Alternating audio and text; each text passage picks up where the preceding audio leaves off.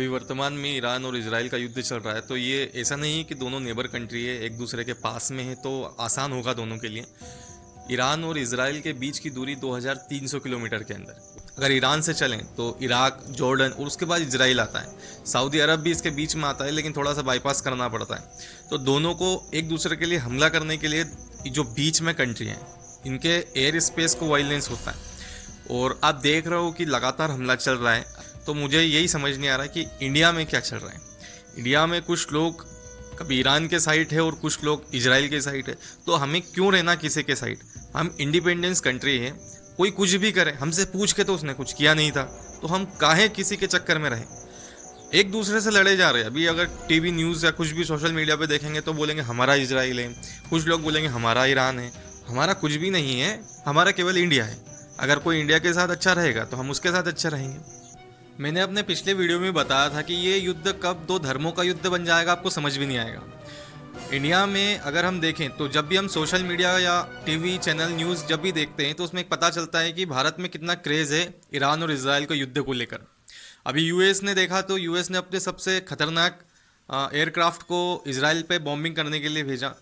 इस हमले के एक दिन पहले डोनाल्ड ट्रंप बोलते हैं कि मुझे नोबेल प्राइज़ क्यों नहीं देते अगर मैंने भारत और पाकिस्तान का युद्ध को रुकवाया। कुछ लोगों का मानना है कि ये वर्ल्ड वार 3 का शुरुआत है।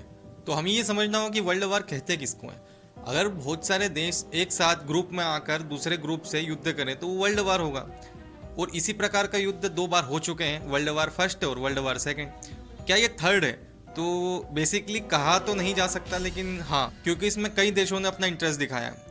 इजराइल की तरफ से अमेरिका आया है ईरान पे हमला करने के लिए और उन्होंने कई बार हमला भी किया है।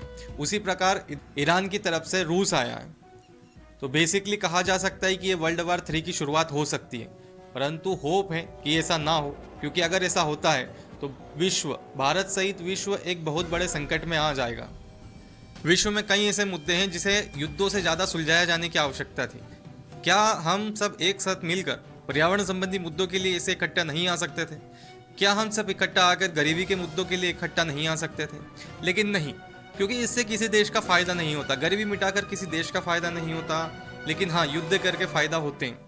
आपको समझना होगा कि कई देश हथियार बेचकर इतने अमीर बने। कई ऐसे देश हैं जो हर साल करोड़ों अरबों का टर्नओवर करते हैं केवल हथियारों के दम पर। अगर युद्ध नहीं होंगे तो हथियार नहीं बिकेंगे, और हथियार नहीं बिकेंगे तो उनकी जीडीपी किस प्रकार ग्रो करेगी। हमको समझना होगा कि ये जो युद्ध है, ये युद्ध केवल इसलिए नहीं है कि एक मुद्दे के लिए लड़ रहे हैं, या किसी धर्म विशेष, किसी संप्रदाय या किसी और मुद्दे के लिए लड़ रहे हैं। ये युद्ध बेसिकली इन्वॉल्व होते हैं कुछ कंट्री और कुछ उद्योगपति इन्वॉल्व करवाते हैं, ऐसी सिचुएशन पैदा करते हैं कि युद्ध हो, और ये युद्ध होते हैं ताकि उनके हथियार बिक सकें। भारत का हमेशा से ही एक सिद्धांत रहा है वसुधैव कुटुंबकम, यानी पूरा विश्व ही हमारा परिवार है।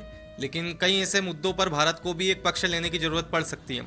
आपका इस विषय में क्या कहना है कमेंट बॉक्स में अवश्य बताएं, और आपको क्या पार्ट 2 चाहिए ये भी कमेंट में बताएं। लाइक सब्सक्राइब करके ही जाएं। धन्यवाद।